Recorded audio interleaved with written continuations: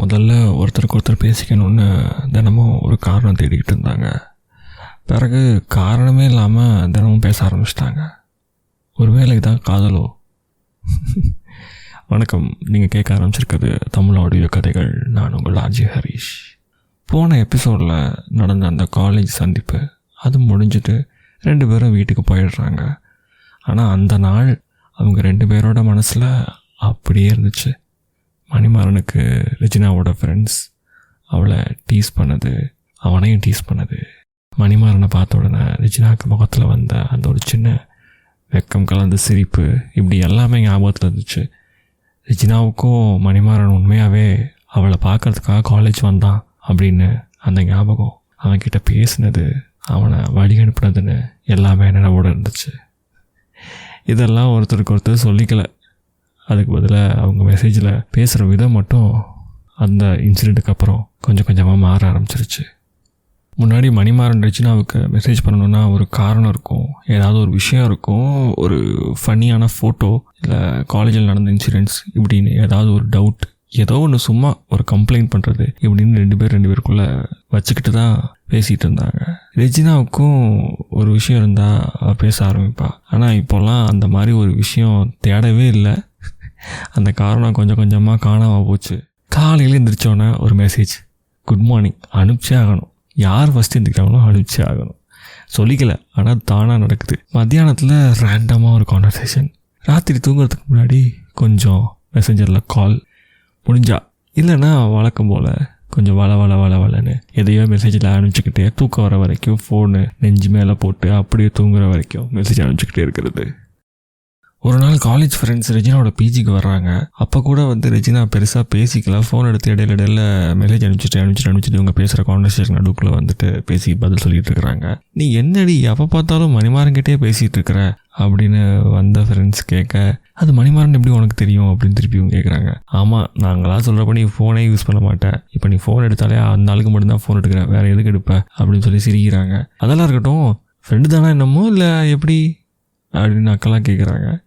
சிரிச்சிட்டு Regina, friend தாண்டி அப்படின்னு சொல்லிட்டு வேலையை பாருங்க அப்படின்னு போயிடுறாங்க எந்திரிச்சு.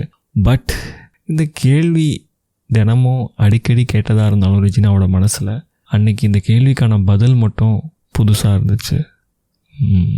கவனிக்க வேண்டிய விஷயம், அதே நாள் ராத்திரி மெசேஞ்சரில் பேசும்பொழுது மணிமாறன்ட்ட கேட்கணும் ஏதோ ஒன்று கேட்கணும் அப்படின்னு உங்கள் மனசுக்குள்ளே ஓடிக்கிட்டே இருக்கு. பட் அன்னைக்கு அதை கேட்குறாங்களாங்கிறத இந்த கான்வர்சேஷன் கேட்கும்பொழுது உங்களுக்கு தெரிய வரும்.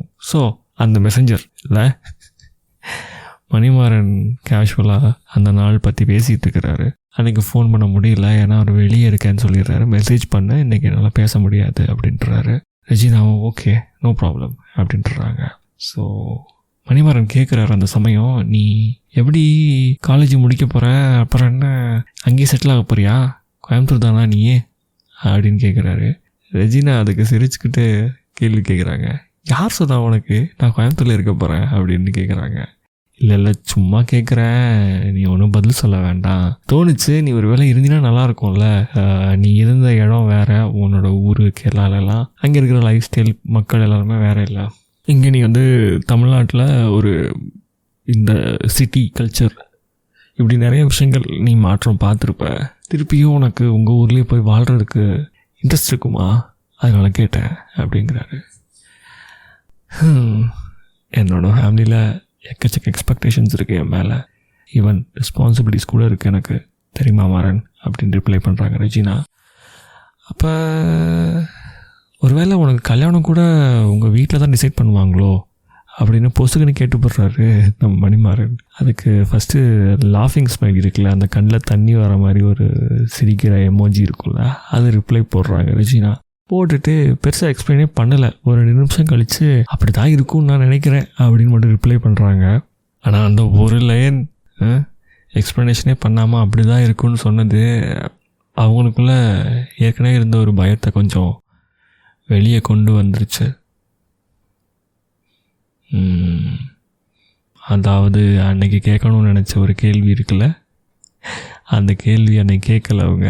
பட் அடுத்த நாள் தாண்டலை, அடுத்த நாள் இரவே அந்த கேள்வியை கேட்டுடுறாங்க.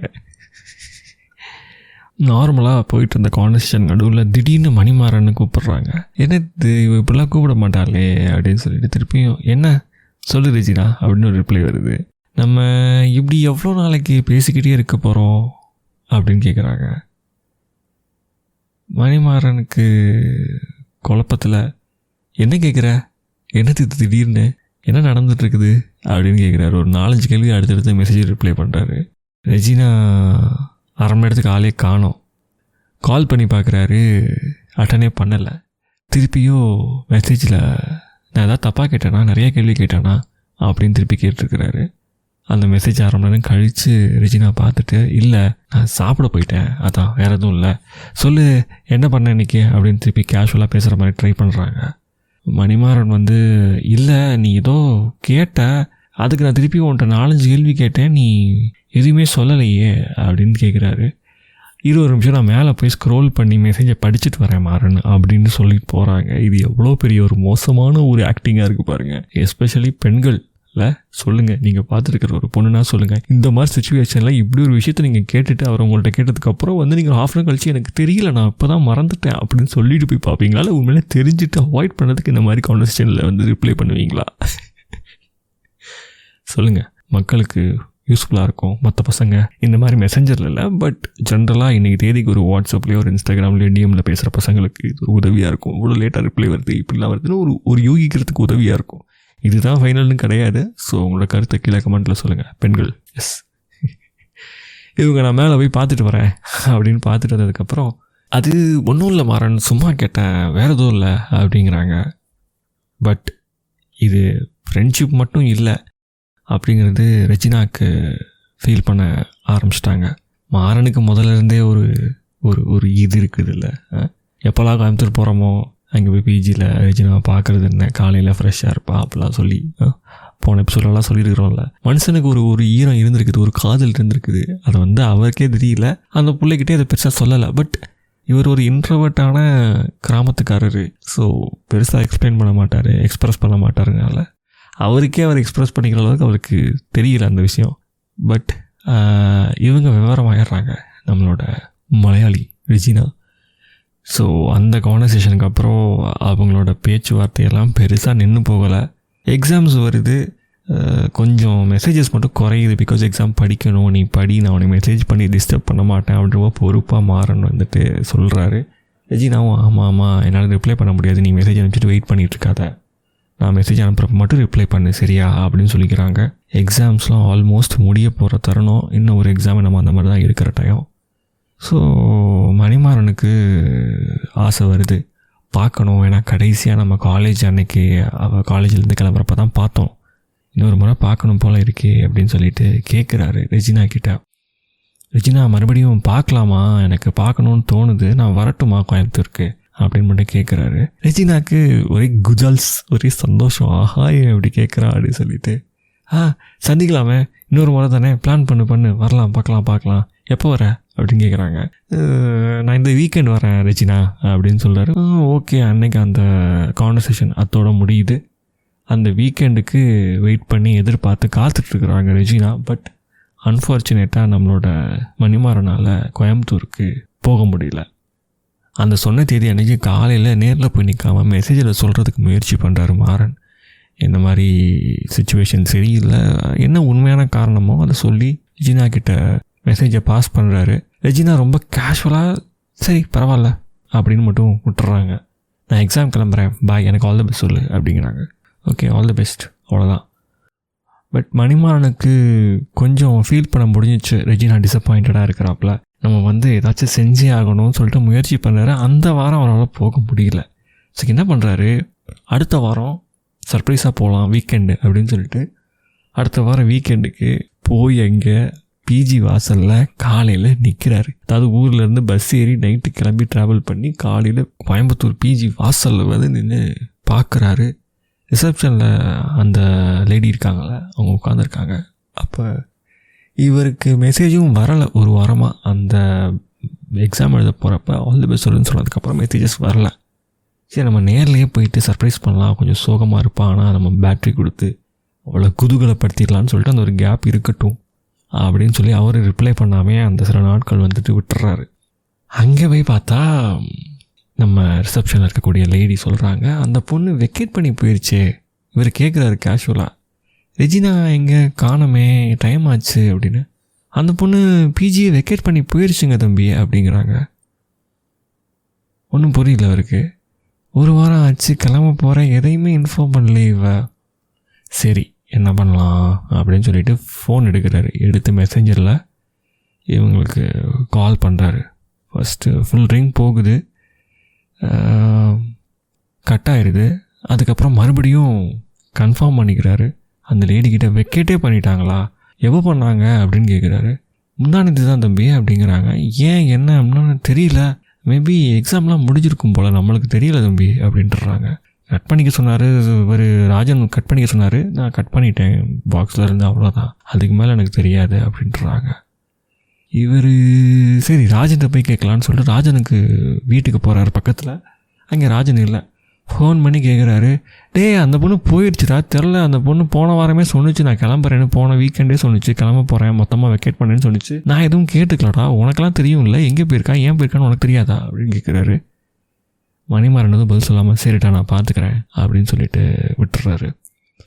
மறுபடியும் இங்கே பிஜிக்கு வந்து உட்காந்துருக்காரு, ரிசப்ஷனில் உட்காந்துட்டு சரி என்ன பண்ணலாம், இன்னொரு முறை கால் பண்ணலாம் அப்படின்னு சொல்லிட்டு காலை ட்ரை பண்ணுறாரு.